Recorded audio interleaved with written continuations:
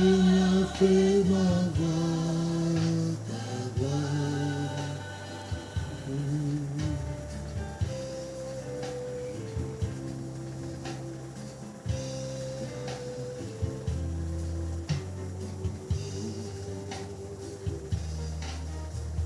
Je reconnais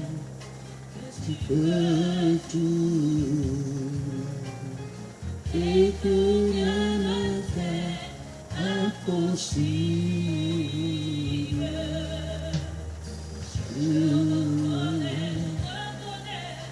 Tu peux tout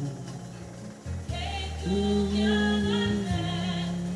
impossible. C'est Dieu qui m'envoie ce moment. Détendez-vous. Vous êtes sur Julia.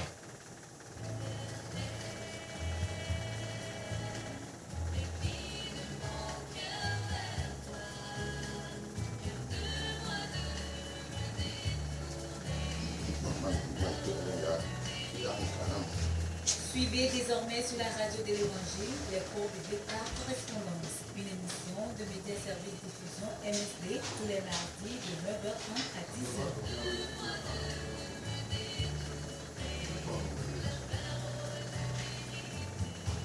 Contact 22 22 51 66 70 41 09 27 99 48 35 45. Email msdlomé2008@gmail.com. pp 254 vers Lomé Togo.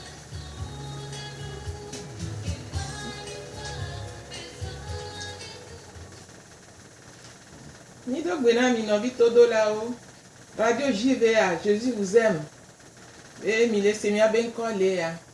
Et mi anovi dogwe de là-haut. Emmanuel Kle Diama benko mi laisse. Mi vandi abena mi aga yi. Mi abe et nous sommes strongi. Et mi le pour nous pour kudo et nous vomebe abi. Api ko soa. Mi grombe na et kehenana ke o mi abe jila o nami. Ke mule ma ube dodo nu tututua e na bena ya be luvo kwa bi e nana ke o e le akpasese alo bebi popo le adomezeme alo enyavlo gbogbo de devia yome de gakememido adomezua ezuveveo adidi amea agbonya ke la gbojo amea egbeku soa ke mianto mimte dasi miadoku jio ye mi glona nya o ke mu le tepe o mi pona o a do funya na o enuwa wa eva na bena wabe ntila edobe ntila ekwabi edobe luvoa ekwabi ye nene ba mewo no ba sia ezuna agbana o nuko pata mi le wona wa mi le poede wa me ele si bebe na abuye mi le dono echi la me na o yilu vo me na o ye lo va sia tutugba agbe anto ede na funa o ye nene benu tututu anto cha otro de na de go na bena enu le tututu ke ami donku nu jina mi no kudo enti sugbo egbe mi gaba we mi aga yeji vile ne mi ale nya o pata popu ne mi aga tende afoyingo ni adogbera fofo amenuvela mi de akpena o bubu fiala mi do re ti la bena ewonwe na mi ya gbogbo gagere mi ami ga kplo mi ba do agbela papa ewe kplo mi ba ibowo mi ado kiri nko me emi so mi hu mi ape jina bena wonto asonya enyakoso do jijina nya wonto agble to mi aji wonto akplonya anabena enyane gere anyigba nyueji elabena wewu na sinya ta jira anyigba ko ji enyaja gejea jira odo jira susu odo bena ne nya yia e baten gere te penwene baba wensido emi gbaso edo pe achanda si ome bena gbogbo kokwe badufia wonwe na mi pata le gbe ben kekia to nous sont sur adi le Yesu Christo ben comme amen. Amen. Maun se katata si o tipo kla nyigba ne yira etoji na dale ga popo siame fika leo maun ne yira gbogore e ma gbogbo ko ne hunto na de hu anya sakle onya ni na se mi shikomi le blanc comme gbogbo ko ento ala kwele mi achanya chi be na donchi ama jijiwa mi akere donchi achanchi e ya meshan na hayale anyigba ji tita ma jijiwa ni daba ahun kachana ni va nya yi nya oji kengbo nya le nya popu kengbo ni daba hun e kana ni tita ga popo ade be na nya yi nya do kiome nya po fisko mi jabile fisko mi nya be luvo me ha uno do me la nya jaba gba be na nya po don chini a mi so le jini gbo be na sukaka devi mekin amo gbogbo lo le o hwabi kaka so don mekin amoro hwabi papa be le jinu suvi mama be le jinyon vi america no wa jidevia america la duji pe ne ba ven be na musu eduji enyon na mu duji wa re leke devi shala no lo la pe amelo alo ne ba ven be na mama eduji papa mu duji wa re leke devi shala no lo apa de ka meke abisona sona me de ka wa evegbo so ye dia renana sike mi ho gbogbo ni apa sese be renana la ena bena ame gbogboro le la omule khaya le anigbaji alo pona jijo amoro le patapata obijibo do domesevo o jira be agbanu akakanu o ndola yinene mo nkejo so kaka devi meken ke dila o me pere wanchio ela be devi sha devi ko jila ehian le nshi eye ehian siala le de sofio bena ele toke po nde po denu devia ele jibena yadu nde va jilo va son bubu vanela funu le enya subo jona lewa jila lo le wona pan de bia be yo rin va ngba ji edula to bubu le nti e ba suna de visio alo o sune dona le ve se ne be dula dune ne mamenwa de visia do le mte dune do le tutune funa gbe alo do le bina jijona ndudu agbo jila funu le enyabo ya jo kingba jila lo lela o blena de via a o vinye e ya mle yosio bijo ne yo ba po nono me alo gaba le yosia ya da musiko le dia alo musiko ji la do alo musiko do la wola ya we no e de visia la ale gbegbe le biji cha voilà e kulo lonlon sike jila o sone le musio gbe la e hoji e dui e di ya jila lo le la ne de via le hiande alo le favi la o so na petike alo akono vivi alo de via to gal monto ono na lo vi no no ko le no lo vi kwa o bonu musio megbe la mo ba pona me na konyero nke va jono de vi se va sila ne va de le cristianale a hanunu ple no me vovovo so dona de pene e va home le swagbo e ye swada do me sene alo gbonyale e fe kwa ejo e fi se me ade no ahaoji alo mbubu oji amoro la tomedi adidada luido dame alo fikolo po bolle ono na funa na fakona no ba ola pa ne na no la gbo ba homela bebe se se ba kotona e la bena ni mi po de shidora nya pa gben keke o keken la sukaka devi mekeye nya be ji ogba e comme ji sha gban la e plomiado ti devi mo e sipa pleni ka ke mi le sipa la kale mo abia e keke na le jikpene ale gbegbe na e sike bi baba Kristo agbola mi ndo doshiro de nema menu bona pele mi antio e mi le gbera do mi le senya voa nkele jole gbedo ho amo npena nu nka adibibio adomese dodo diku popo do la moro mpona diku acho china musisi me do la npendo na pona o mte pona me mankumo etano na tono gasia game nous y a des sorties bena il peut l'ouvrir mais ndele jole peut l'ouvrir et il y a bena wa pelenti so ye dia mi po de de le rado meme allo do pe o le gbedo ho le tapwe pe o la mi pona amoro le apatapata o gudwa yin ba le funwa amoro le biji et amero le a o le na fo ame le na ke ame amero le akuro ha do donti la feve se hele kere e pe jime pore nu esi be na le mama me alo ndudu me le ha do me o le mandudu alo o le maga nde journal te pesia ena be amero le a o gba bobe a mi le chamo mecha mi kunu ya na me ale ke van va ku ya na nya donc ga poposia me la e bi divo e rozodo ne mama me anti calme on te fait pas le choho mecha amoro la na jewo ano dato me sele me ne mama wo manti e de sofia be mi be fait pas alo ndudu ele renya ko abile louvon mene o zizia bine alo to zizia bine de kui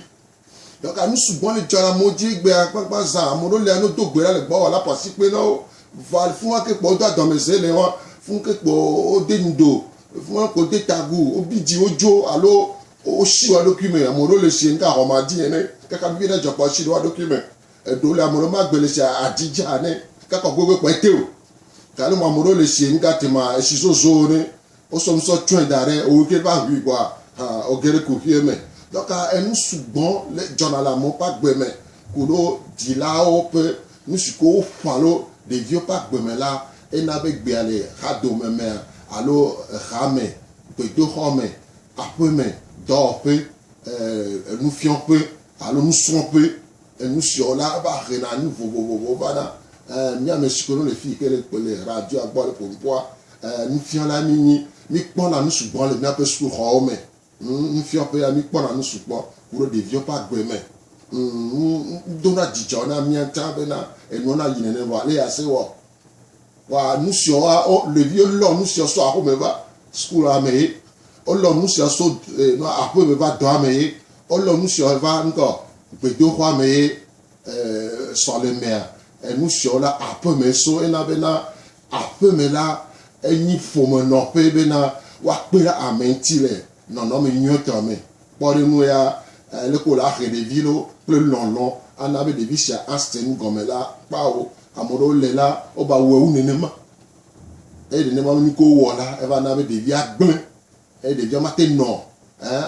maté non me domo maté wo ni le pas gbe mo e ka va sinta la pe non a pledo va nous sia yesu do bena me le tepe eta yesu va le benale ya honami et n'avait David et Douli les Salomon à l'enfant de Kablane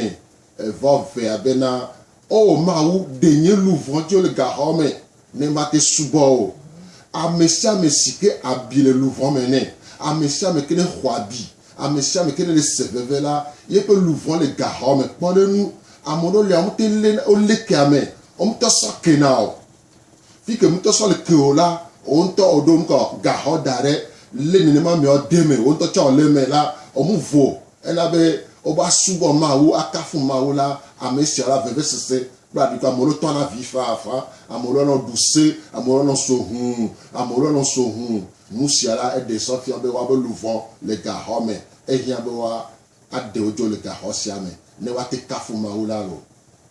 madame eyan wa mi ye ji mi le gbon be na e bi eyan nu yele be yin ma wo to nya be jila enye ma wo na de dio la ni gbanji ke wawe la ke o wawe la fio e mo nwe to a bo ami la no wo blewu jigbode ulonlo mi aso gbedoda anu plo o mi ano du mi ado piji de bio ma te wo sigbele ke mi ame gan wo mi la wo nu ko jivene wo de bi be nye be susu nkodo ati ke to ado ma te we be la jeji nene o bo anemi so jigbode a mi la pre nti emi le du mi ado piji a mi enu ko mi le jibe na enu me ke mi jibe mi apan do de dio mi a ila pe do ame ye be la cheku cha la cheku nwere bo anenye be mi va so ji chichi kudo eji bibi be na mi aso pla de vioa e mu pe na de wantio nenye be de vio su veton na mi ye mi va lo apata kodo e tre de kame ben nene po e wa apata do la nu e wa premier po apata la le eduji po apata la no awo amesiame etovo na novia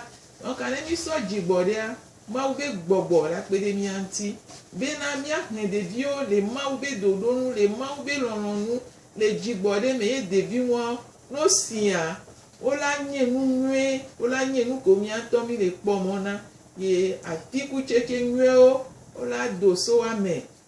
de evi hehe me a ima te he puru mi abe enunyo ma u de kakwe ye mi dola nya chabe na epeo vi febe hehe eto bonale ke be sigbana kudo le ke be ba le do de kajem eno pata e ba vana me be na mi baka na o wa de viocha onya na no le do pede wa ngba sogbe na nyado sese o alo nono medo alo paplado hoho o chon le jibe na wa do pe na o donc edosugbo ekuro mi ajila unti bo amawu ke do mi anti mawu ke so loran so devi won so na mia esogbe be na ya pere mi anti be na mia wo nwe mia pla devi o ya pla o le nono me nwe to anu be na kadede nwe to e ba no mia ku mia be vi o do me ele devede le kadede amu le aga popo ya bakpo be yinye to enota o idokio me bobo dokio na be na atro heavy over inu ko nto chonya be ye wo ye mu pere ntia o mi glen nya se gome ni oku vi omi anyi hono nene ma wole no ti poso mi agbo enwa donc munye be na fo bubu be yin o vo dadae o jranedo. Alléluia, amen. Donc am kane dibe mi le sende gome ka papa debe mi akane to di no lao 93 04 38 38 93 04 38 38 bla sile ke voton na de que ameton amene bla ton voni bla sile ke voton na de que ene bla ni blani blaton voni ta flache blaton voni 93 04 38 38 mi le toji ne nyane la shio la sokpe alo agbon nyade adida sere kuro leke wonto olelo leke nkene le jole jiwo ne amere na plan ne le me amere na sende gomele me la mi hunka na mi ka posiame 93 04 38 38 Blaschi de quel voton n'en est que un blaton voni non le todia ne nyade la sio la bio allo ya sonde sokpe la monde dele ni huka ne toji no la olo ni so le yeji ka le hunhun ni so le yeji ni poje de shido bena enu gbogbo le jola moji egbe a lo pa mere ni ahan ko gui ele nu aha enu na ha po ano yo siga ano nu aha ano siga la mo yin de pepe le we o ye pe lu von kwa bi fifia siga pla hala enyi akofa ne siga ni ahala ni akofa ne lo po de dio gbogbo re ta fleche gbe o le yo pe kui o le do abitama o le nu se o le kela abie le wa pe lu von me wa me susu ni be na ni o so nu polo nu yo nti la e wo bebe se a ela kalu me ne yo wa pa o mi yin e amoro le a gbododon kaka nyom do le wa tos bolo e abie ni le lu von me na o entita o su bolo lo do le a nyom musu pa dicha ele do le nyonu la e de sofian bena ye pe tame susu o kle pa bia ni bena ne ele no gbododon me nu sio me la ela fa akone e pe luvo e nu sio le pe ma te fa akona o ame sugbon kwa bila o di kokoko be asonde kokoko so tu asonda be abiama ba odo ne pe mla ni bo aji anabe abiama odo yesu de ka pe hu de ka bo shinu sele la nabe abia note ne yam le me la amoro gbobe na yaku evu kpocha a de sɔfiɔn bena leke kple leke kpa wo me ye o amewo le aƒe woɖo aƒe awo amewo le be ne de srɔ̃ la ela kalo me ne wo de srɔ̃ la o dzivi be ne o dzivi tsa la kalo me o dzivia vivi ke fukpekpea abia ba dza abi dzi na wo ya amewo le o de le nuɖuɖu dzi egbea kɔme sã yi nɔ agbea sã nuɖuɖu hotodo yi la eke ŋutɔ va le wɔtɔ la ya dui aba dui ke eyi ɖugea enu sugbɔ la te va dzɔ le dzi o eye amewo lea o dena le dɔ dzi o dena vevesese alo dɔ dzi wɔna dɔ si hã ne alo wɔna dɔ si katapila ne o mu dzina be agbɔ ɖe me o mu dzina be na ya nɔ tevi ɖe o nu si ke va nana ke gbɔ te nɔna tea ekpe nyina ne dɔa va dze wa dzi wo le dɔ kɔa o nana anyi donc ame sia ame sugbɔ dzina kokoko be na ya de pa bia le nu ɖe dzi ya de pa bia le nu ɖe dzi nu ka dzi o le da bio alo le gaƒoƒo sia me o aha ya aditama ya nyɔnu ya nusuɖuɖu ya nyɔnu gbɔ dɔdɔ alo ova zu ahasi ɔlakutɔ la ame sugbɔ wape tame susu enyi bena ne va ve me be ne abiɔ le dompo ne ya o de le nu ɖe dzi gale mɔ ne kpɔ mɔ ne le terrain kpa me o le ƒo bɔl la o dzidzɔ nɔ ŋutɔ ona pa dɔ ame dzi ne fa na wo voa ne bɔl la kpa ɖe leke yava nɔ ɖo ne bɔl la mbava le o la kpɔ ame gbogbo ɖe le gbea o le aditonu dame lotenu gatema lotori london pool enuwo fana kɔnɔ wa nɔnɔ le funu be la ɖu kpoe ne ɖu kpoa ɖe enu si ke me le toa ela vɔ le o kpa o do le aha nukoguia alo aha teƒea ele fi si ko le dadia lea no da vi ɖeka da va kpoa o ɖo na xɔa me be nu vi ɖe esia la nusia la me wuna bia o nusia mu tsɔna abia dzi o nu ke hena va na kpe nyi bena ela va trɔ he dɔlele va nɔ ate he dɔlele vivi vovovo va nɔ egbe amewo le o dui gbea nuka va le wa nuka me le to diabete nuka tension enuwo va le dzɔ wa dzi akpɔ abia ke ne le luvɔ me na ye o mu kpɔ dɔyɔyɔ wa ehena nu sugbɔ va na mi le JVA radio JVA no be ayɔa 93 04 38 38 93 04 38 38 no yɔa ne nya ɖe le asi wa asɔkpe na mi alo edi adi da se ɖe alo agblɔnya ɖe asɔ na ba me ɖe na se nu ɖe gɔme la mɔ ɖeɖe le o. Mi le gblɔ be enuwo kpata va na bena ɖevi ɖewo buna be yewo be dzi la mo lɔ yewo be nya gbɔ kaka wo gblɔna tsã be yebe dzi la mo lɔ dzi la ɖe kpekpe lɔ ebe vi elɔ ebe vi wa nɔnɔ me ke wosɔ hɛa leke wosɔ akpa sese be kpakpla ko sɔ kplea eɣli dodo ezuzuwo ekpo do gamedziku do nua eva na be lɔlɔa ewura ɖevia ŋgba va kpɔna lɔlɔ ke le me o ne o ye nu ke ŋuti ebe to na ava yi ke do nu ko kpata mi le gblɔ fifi o lɔlɔ dzigbe ele bu be ne yi to yi ye nua ye la kpɔ lɔlɔ le funu ne yi ha do mea ye la kpɔ lɔlɔ le funu evɔ lɔlɔa kaka home be tɔ na dzi so mawu manua dzi la be lɔlɔ teƒe le dzi la ƒome gã tsã be lɔlɔ teƒe le kengbe ehlɔ be lɔlɔ teƒe le esrɔ̃ɖeɖe be lɔlɔ tsã le ke viwo teƒe tsã be viwo tsã be lɔlɔ teƒe le mawu manuwo ye nenye be ŋute kpɔe le ahomea o la to la yi la disa la do ha la wɔn ɖe kpekpea teƒe wɔn etsina gbalo donc anu ke mi le gblɔa mi le dzra nu do mi le bu fɔ dzi la ɖe kpekpe mi nya be dzi la ɖe kpekpe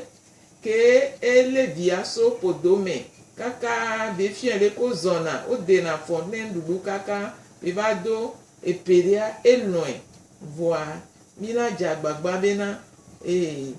dzitsitsi alo dzibibi alo hehenana ke mu le teƒea ŋgba tsɔ lɔlɔ wa dzo alo ŋgba wura lɔlɔ wa ke ɖevia ma gba kpɔ lɔlɔ gã ƒodo ne o alo nu nyuie ko le dzi ne o donc mi le dzra nu do ye ne ame sia ame ne ba kpɔ ebe afi ke be da ku le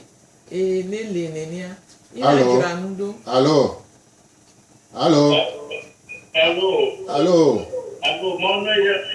Amen. Oh, oyira ochalo. Mekele yami ole yami sofika. Aha. Je le radis à Bovire.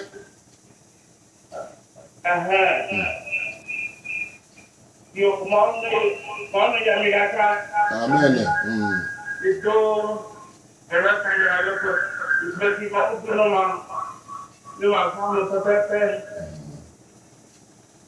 Yo.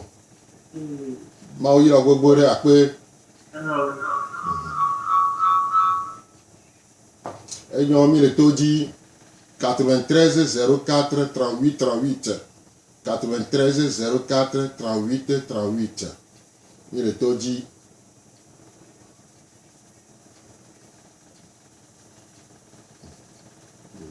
Yo, mi ye ji mi le glombe nene be nya ji la de pepe le note po nu nwe le be to ebe di me ele note po be ibe bi le ba chen ku nwe wa mi awe la do enu ku nwe da anyigba nwe ji mi la nya le ke mi la jra anyigba do engbe mi la do nuku akudo lorun kudo jigbode le ba te mi le ba chen ku nwe e do suwa e pon ku me na mi ta ne mi le senya ya mi ahwe mia dengle 20 unye fo bubu yo mia dengle 20 api ko chon po do ku ole a ka popo ya bena adonudo atrona be kadede ne no ku vi odumi nimbre gbon be amede chane bi yido ebe jila be lekeleke o ke bon wa mi le defion bena mi le don kunu jina mi anono ejila de pepe mu we mu nya we ko be ya gble ibe bi alo ya gble nu le be video nti o ele ji nwe wa no le ji nwe a o yi na ble o kudo jigbode no nten le we kwa atroyi eto ogbo ela fion le ko la we ma wi asogbe bena ya so eji nwe jigbode amedoku jidudu so do mi ame bena mi ahen bio sigbeleke ile ji bena mi ahen o nene ne e kadede nwe to le oku vi o do mela ela ten do kadede nwe kudo ma ula la te yo ma ube papa e khosede la noe me be na ma unye papa nyao bwane nye be papa jo trozu nyimnyale ke nyaglo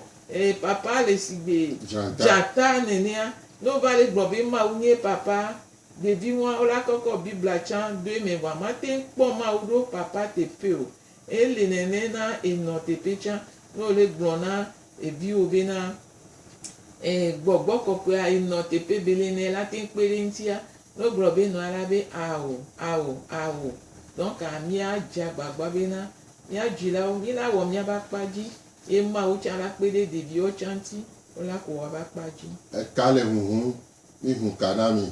93 04 38 38 93 04 38 38 puis le toji de nyare la sio allo ahọ́nà mẹ́rẹ́ tó musoso ya di la ka ele huhu kpɔtɔ gapɔpɔ vitukui ɖe kpe kpɔtɔ ɖe mi ti vitukui ɖe kpe kpɔtɔ ɖe mi donc ami le to dzi donc asɔ ye dzia bena mianya bena menyi be enya vɔn alo nya fufu alo mi le gbɔn le fi o nu siko me mi le to le ha dome me le ha me kple nufiɔƒe kutɔ la mi le kpɔ gasiaga le mɔzɔzɔ me fifi la. Olo zomo va le vivi o le moji alo le brumea nous siko mi le kpo le moji mi le sekre to la e de sofio bena ame gbogbo do la veve se gele gere wa pa gbe me veve se gere pa ma akpo ko suna me le moji nous su la no su nous anu gbo su do ku to e de sofio bena ame to mu dun do poto ame jra lo pepe le brume va ka mi dire jo e to me se e to te voavo e to le voa me onya me ke mi nia et nous avons ça et des sofia bena ndele jolé de ne ma me appelle le voix mais pour y avoir la parenti les hame me apprend la tabe et hame bio be he kalo moi et hame va mana lo akpa to la pa ne kalo mo et des sofia bena abi we no nomera egero et hame me enyo nya so gbeto so de kia ni mi be ya biom de kukua na te yo 1970 41 09 27 70 41 09 27 Move 99 48 35 45 99 48 35 45 namba vert que ole WhatsApp dit nyatena nyanya alolo ke mi le dit là nyate benlo nyado bera yo papa mi de akpena bena oga plomi eri ya me papa mi so nyana e mi nya bena e nya gede anyigba nweji mi so ngogbe ada si o me be on to ayeji atro de nu gome na bio atro klende wa be susu me bena ekenyi wa ba kpajia wa jagbagba wa we e wo ma wo ya ke o mu zina de me wo ya se pe mu le na po do wa la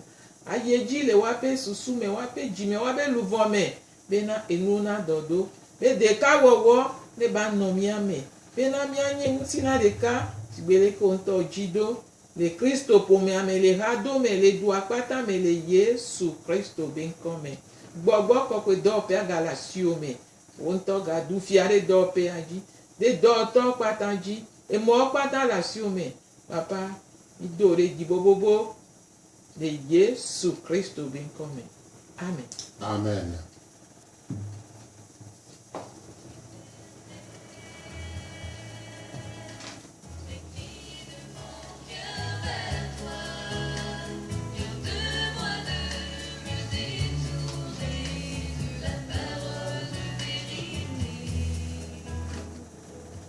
C'était votre émission Les cours bibliques par correspondance, présentée par Média Service Diffusion MSD tous les mardis de 9h30 à 10h. Contact 22 22 51 66 70 41 09 27 99 48 35 45. Email msdlomé2008@gmail.com. BP 254 B Lomé Togo.